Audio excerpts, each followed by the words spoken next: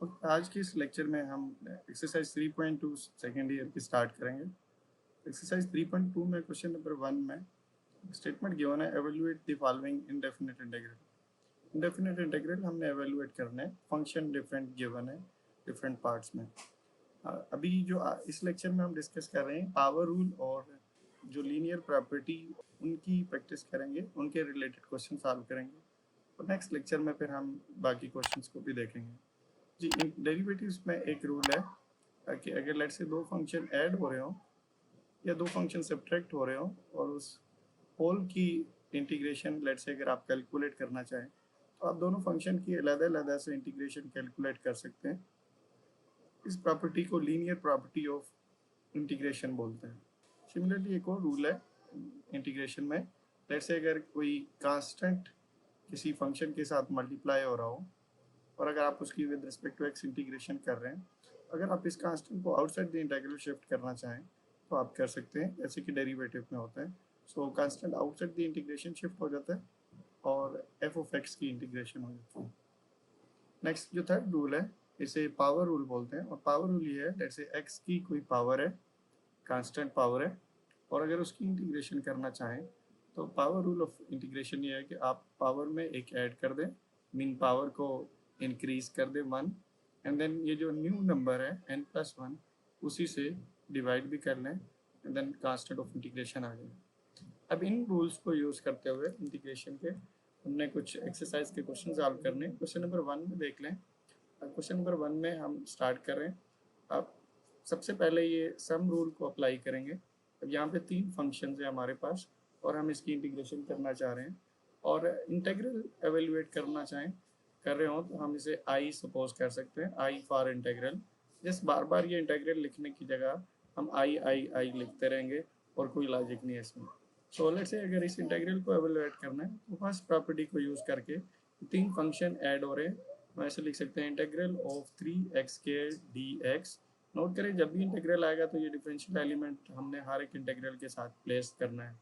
Next जो होगा हम second term negative and then 2x dx and then 1 dx। यहाँ पे एक पॉइंट इंपॉर्टेंट ये है, नेगेटिव साइन था, हमने नेगेटिव साइन ही रिटेन किया, पॉजिटिव था तो पॉजिटिव लिख दिया। अब सेकंड प्रॉपर्टी यूज होगी, इसमें कांस्टेंट इंटीग्रल के अंदर है, तो अगर हम इन्हें आउटसाइड द इंटीग्रल शिफ्ट करना चाहें तो हम कर सकते हैं। तो 3 को आउटसाइड द इंटीग्रल शिफ्ट कर लेंगे and then x² dx minus, अब इस 2 को आउटसाइड द इंटीग्रल शिफ्ट कर लेंगे, 2 कांस्टेंट है और हम लिख लेंगे x dx एंड सिमिलरली अगर 1 को आउटसाइड द इंटीग्रल शिफ्ट करना चाहें तो तब भी ठीक है, अदरवाइज हम इसी तरह भी लिख सकते हैं 1 dx। यहाँ पे एक इम्पॉर्टेंट पॉइंट ये है कि लेट्स से 1 की integration with respect to dx calculate करनी है तो उसकी इंटीग्रेशन होगी x। सिमिलरली अगर 1 की integration with respect to y calculate करें तो वो होगी y एंड 1 की integration with respect to t calculate करें तो वो होगी t। सो यहाँ पे हम फर्दर पावर रूल अप्लाई करेंगे और हम लिख सकते हैं 3 एंड देन पावर 2 है, सो हम 2 में ऐड कर देंगे 1 और इसी न्यू पावर के साथ डिवाइड भी कर लेंगे। सिमिलरली यहाँ पे x की पावर अगेन 1 है, सो 1 में 1 ऐड कर लेंगे और इसी न्यू पावर से डिवाइड भी कर लेंगे और 1 एंड इंटीग्रेशन ऑफ dx जैसे हमने यहाँ पे एक्सप्लेन किया है तो x आ जाएगी। उसकी रीज़न सिंपल ये है कि derivative of x is equal to 1, so integration of 1 is x and then constant of integration हम प्लेस कर लेंगे। अब अगर इसे सिंप्लीफाई करके लिखें तो हम लिख सकते हैं I is equal to 3 divided by 3, 2 plus 1 3 and then x cube minus 2 divided by 2, 1 plus 1 is 2, then x square and then x and then arbitrary constant c। 3 को कैंसिल कर लें, सिंप्लीफाई करके लिख लें। I जो इंटेग्रल होगा वो होगा I is equal to integral जो कि हम डिस्कस कर रहे थे 3x square minus 2x plus 1 and then dx is equal to x cube minus x square plus x plus c।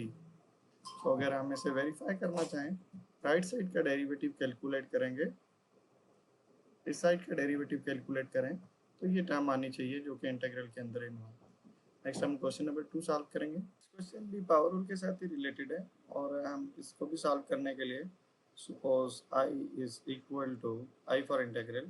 I is equal to square root of x and then plus 1 over square root of x dx. So again sum वाला formula apply करेंगे और हम इस integral को लिख सकते हैं integral of square root of x d x and then integral of square root of 1 over square root of x d x. और स्क्वायर रूट ऑफ एक्स को स्क्वायर रूट ऑफ एक्स मतलब है x power 1/2 और इसी तरह 1 by square root of x का मतलब है 1 ओवर एक्स पावर 1/2 एंड जब डिनोमिनेटर से पावर को नोमिनेटर में शिफ्ट करते हैं हम लिखते हैं x पावर -1/2। अगर डिनोमिनेटर में पॉजिटिव पावर हो तो नोमिनेटर में शिफ्ट करके नेगेटिव के साथ लिखते हैं, अगर नेगेटिव हो तो नोमिनेटर में जब शिफ्ट करेंगे तो पॉजिटिव लिखा जाएगा। सो सिमिलरली यहाँ पे लिख सकते हैं x is equal to x power 1/2 dx and then इसको लिख सकते हैं x पावर -1/2 dx। अगेन दोनों इंटीग्रल में पावर फंक्शन इन्वॉल्व है। Power function mean base variable है और पावर कांस्टेंट नंबर है। कांस्टेंट नंबर रेशनल नंबर भी हो सकता है, फ्रिक्शन में नेगेटिव पॉजिटिव कुछ भी हो सकता है। सो हम पावर रूल अप्लाई करेंगे और बहुत simply x power 1/2 plus 1 and 1/2 plus 1 mean power में 1 ऐड भी कर देंगे और वो जो न्यू पावर होगी उसी से डिवाइड भी कर लेंगे। सिमिलरली यहाँ पे भी नेगेटिव 1/2 प्लस 1 एंड देन यही न्यू पावर जो है 1/2 प्लस 1 के साथ डिवाइड भी कर लेंगे and then constant of integration. ये अगर इसे सिंप्लीफाई करें तो हम लिख सकते हैं I is equal to x power 1/2 plus 1 3/2 होगा, तो 3/2 डिवाइडेड बाई 3/2। सिमिलरली यहाँ पे अगर देखें तो x power -1/2 plus 1 is equal to 1/2 and then 1/2 plus c. और अगर इसे फर्दर सिंप्लीफाई करें तो हम लिख सकते हैं I is equal to 2 power 3, ये जो डिनोमिनेटर में है फ्रिक्शन में ये शिफ्ट हो जाएगा 2 power 3 and then x power 3/2 plus 2 and x power plus c. Note कर लें यहाँ पे अगर let's say a by b divided by c by d लिखा हो तो हम इसे सिंप्लीफाई ऐसे करते हैं a बाई बी एंड इस डिवाइड के साइन को divided by c by D लिख लेते हैं और जब डिवाइड का साइन मल्टीप्लाई में कन्वर्ट करते हैं तो यहाँ पे जो आगे नंबर होता है उससे रेसिप्रोकल ले लेते हैं, मीन इन्वर्ट कर लेते हैं, मीन c बाई डी लिख लेते हैं। सो यहाँ पे अगर हम इसको सिंप्लीफाई करके लिखें तो a d and then b c आ जाए।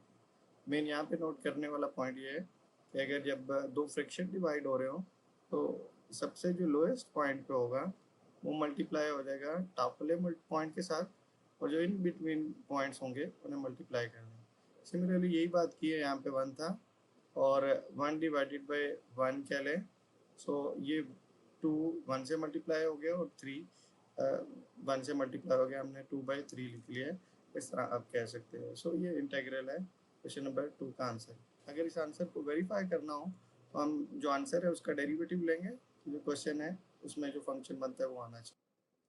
नेक्स्ट क्वेश्चन नंबर 3 में दो फंक्शंस मल्टीप्लाई हो रहे हैं और अगेन अगर इसको सिंप्लीफाई करना है तो हम सपोज कर लेंगे I is equal to integral x and then square root of x plus 1। और अगर इस तरह के इंटीग्रल को सॉल्व करना है तो हम इसे सिंप्लीफाई करके पावर रूल की फॉर्म में कन्वर्ट कर देंगे। सो हम लिख सकते हैं I is equal to multiply कर लें x and then x power square root of x d x and then ये सेकेंड टर्म के साथ मल्टीप्लाई होगा तो हम लिख सकते हैं एक्स डी एक्स। जी ये फर्स्ट टर्म में देख लें, एक पावर एक्स है और साथ ही एक्स की पावर 1/2 है, तो हम इसे लिख सकते हैं I is equal to x into x power 1/2 and then d x और इसी तरह इसको आप लिख लें एक्स डी एक्स। तो अब बेसिस सेम हो तो पावर्स ऐड हो जाती हैं, मीन मल्टीप्लाई करते वक्त बेसिस सेम हो तो पावर को ऐड कर दिया जाता है। मीन जब आप यहाँ पे x की पावर 1 है और x की पावर 1/2 है, इसे मल्टीप्लाई करें तो ऐसे करेंगे 1 प्लस 1/2 dx लिख लेंगे और सिमिलरली यहाँ पे लिख लेंगे x dx। अब अगर इसे सिंप्लीफाई करें तो 1 प्लस 1/2 इज 3/2, तो हम लिख सकते हैं I is equal to x 3/2 dx plus x dx।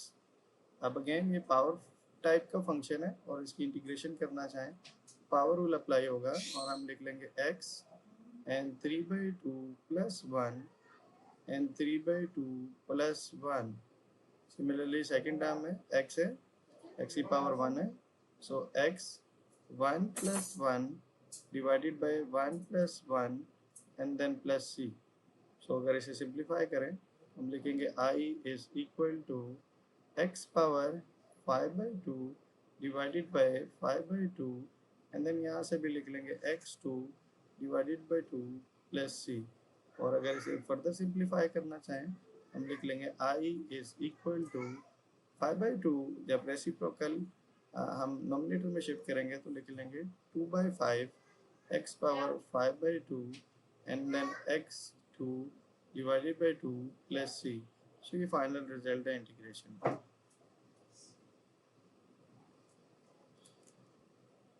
Let's say अगर क्वेश्चन नंबर 8 की बात करें वो भी सिमिलरली इसी तरह ही है। हम पहले सिंप्लीफाई करेंगे टर्म्स को और फिर सिंप्लीफाई करने के बाद इसे इंटीग्रेट कर लेंगे। तो क्वेश्चन नंबर 8 में देख लें, अगर हम इससे I सपोज करें I is equal to square root of y and then y plus 1 divided by y। तो यहाँ पे एक दो तरह से हो सकता है, आप पहले इसे सिंप्लीफाई कर लें या पहले मल्टीप्लाई कर लें और फिर डिवाइड करके सिंप्लीफाई कर लें। सो दोनों तरह से पॉसिबल है। सो मैं यहाँ पे मल्टीप्लाई भी कर रहा हूँ और डिवाइड भी कर रहा हूँ। तो हम लिख सकते हैं square root of y and then y, और ये y से डिवाइड हो रहा है सो हम इसे डिवाइड कर लेंगे एंड देन हम लिख लेंगे square root of y divided by y and whole dy आ गया। अब दो सम पे इंटीग्रेशन अप्लाई हो रही है, हम इन्हें फर्दर सिंप्लीफाई करना चाहें तो कर सकते हैं।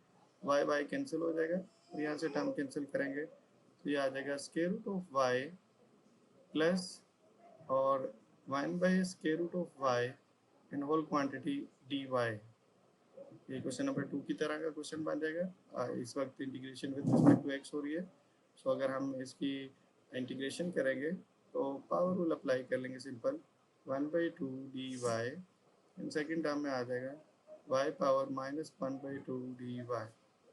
और अगर इसे फर्दर सिंप्लीफाई करें तो लिख सकते हैं I is equal to y 1/2 plus 1 and then 1/2 plus 1। Similarly y minus 1/2 plus 1 and minus 1/2 plus 1 and then plus c।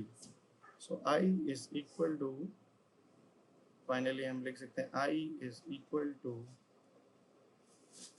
3/2 और 3/2 को जब हम लिखेंगे तो 2/3 y power 3/2 and 2 y power 1/2 plus c। ये फाइनल रिजल्ट है। नेक्स्ट लेक्चर में हम कुछ और एक्सरसाइज के क्वेश्चन सॉल्व करेंगे। आज के लेक्चर के लिए इतना ही। Thank you.